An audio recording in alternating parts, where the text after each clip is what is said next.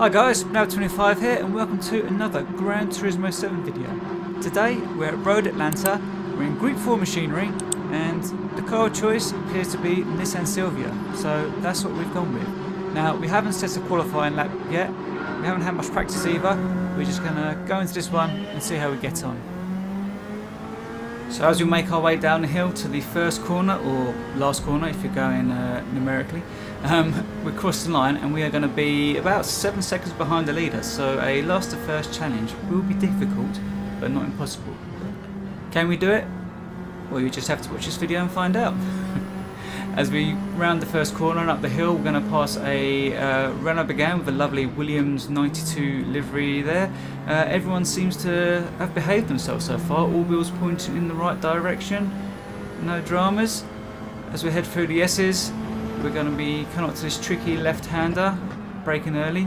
We see a Silvia on the right, but they've managed to gather it up. I think they'll probably have a track limit penalty for that, but nothing much went on in there, so we're going to advance to the end of lap number 2 as we find ourselves 11th place and in a gaggle of about 7 cars. We've got Jaguar, we've got Ferraris, all good racing so far. As we head into the first corner again, we're going to give the McLaren a little bit of a tap, which causes us to lose momentum. We have a Jaguar driver, he's going to try and go around the inside. Yep, he makes it, but he makes a little bit of contact with the McLaren. He loses momentum, I have to brake earlier, I lose more momentum, and as we come around into the S's we have a little look up the inside of the McLaren, wasn't really on, and we get hit up the rear, straight to barrier, and it's a pretty decent impact to be fair. I mean, if you're going to do it, you might as well go in big, and front and rear damage, one tyre, engine kaput, but we don't quit around here, except for the times we do quit, but most of the time we do not quit around here, so we're going to see this one out to the end. Operation Do Not Come Last is in full effect, and as we come up to the final corner on the last lap we find ourselves in 14th position. So not a bad return considering we met barrier quite early on, 2 up from where we started. Let's hope the next races treat us better. So once again we are in the Silvia, we're still getting used to the car and track. We've put in a quality time, although not an awfully good one as we're starting about 13th, so average mid-pack racing coming up as promised. And once again as we come through the first sector everyone is behaving themselves, so we're going to advance to the end of lap 2. We've got a couple of cars taking some penalties, we've got a 5-second one there. The Ferrari and I think the Silvia also had a penalty. As we come down into the chicane we're going to have a little look on the inside, but just get stopped in time and we're going to give them space on the outside. They maintain the position. We have a Silvia getting a bit wide there with a 0.5 penalty.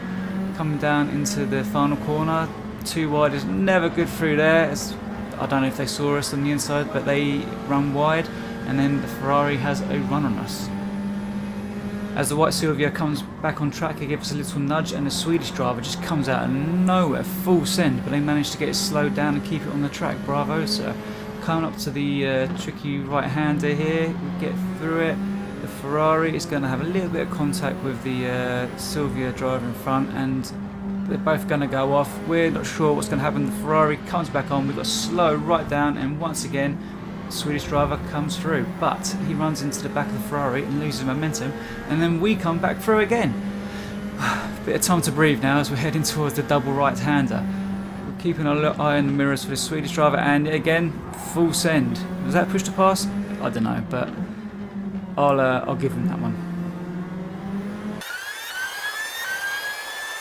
Coming down the back straight into the chicane, the Swedish driver is going to put a nice pass on the Ferrari, which has to brake a little bit harder, then we have to brake a little bit harder, otherwise we would have hit them, which has put us on the back foot in terms of momentum. The Silvia behind us gets a nice run. He's going to take a look down the outside into the final corner. Now can we make it through here 2 wide? Yep, plenty of space given by both drivers. It can be done, ladies and gentlemen.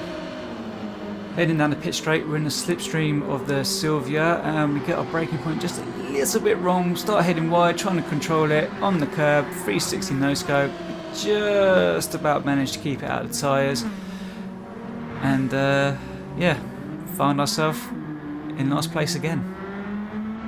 And all that spinning must have really disorientated me because I totally forgot where I was on the track. Just cut across the grass. Yeah, I suppose I didn't get a track limits penalty for that, but as you all know, the penalty system on Gran Turismo is a complex beast. And as we cross the line, we are a solid 15th place. On to race number 3. We're still in the Silvia. We've improved our lap time just a little bit, so we're starting higher now in 10th place. Heading into the first corner, you're about to witness something special. Synchronised spinning as the GTR and Lamborghini try to occupy the same space, but physics tells us that's a no-no, and they both get sent off into Narnia. Happy days for us though, as we pick up 2 freebies in one corner. 8th position now. Let's see if we can get on the back of this main pack here.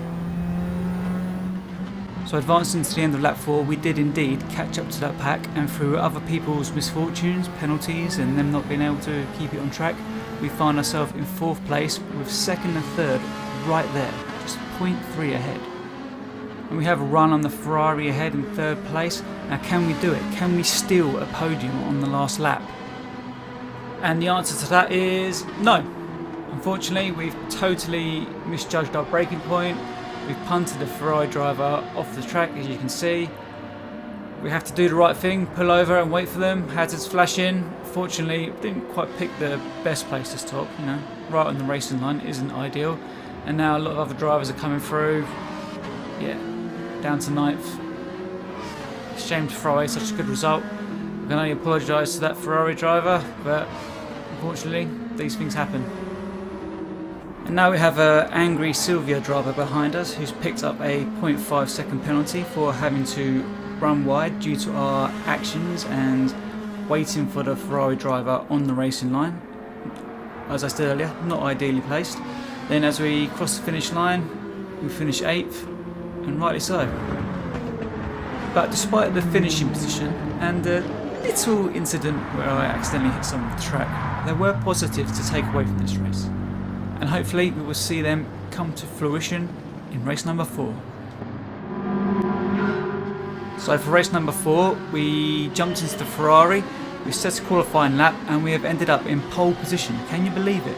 So this is a bit nervy time right now because we're heading into turn 1. I'm not quite sure of the braking zone, but we've managed to make it through okay, and now it's just keeping our composure and then trying not to mess up into the next tricky little right-hander, as I've said many times before.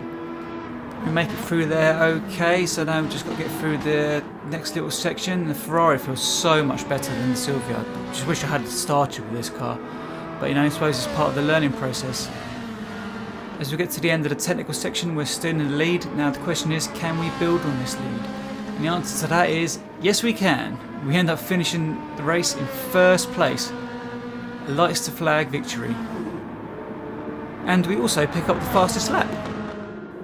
So with that victory, our confidence is up a little bit, and we decide to go one more time. Again, we find ourselves in pole position, and again we find ourselves questioning our braking marker for the first corner. And question it we should, as we misjudge it a little bit. We run just a tad deep, which gives 2nd place momentum up the hill. We go side by side into the right-hander. Plenty of space given by both drivers.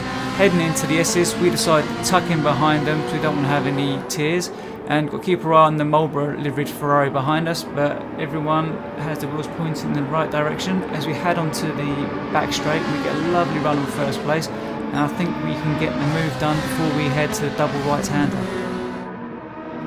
Yep, textbook overtake there down the inside, but we need to make sure we have good drive of this 2nd right-hander, as we've got a very long straight following. Fortunately for us, we do manage to get a better drive out the corner, but we have a long straight ahead of us, and 2nd place is within a second, so slipstream will be on their side. As we reach the halfway point, they don't appear to be gaining any time though, so we just need to get our braking point right for the chicane and wait for any dive bombs. Luckily, they do not come. Now all we have to do is keep our composure, see if we can build on this lead and get our 2nd win in a row. And we do indeed build on that lead as we round the last corner. 2nd place is nowhere in sight. Comfortable victory in the end. But yeah, we hadn't had a win for a while, and to get 2 back-to-back, yeah, it's a good feeling. And that is the end of today's video. If you made it this far, thank you so much for watching. It means a lot to me. If you could leave a like on the way out and perhaps subscribe, that'd be awesome. And I will see you on the next video. Take care.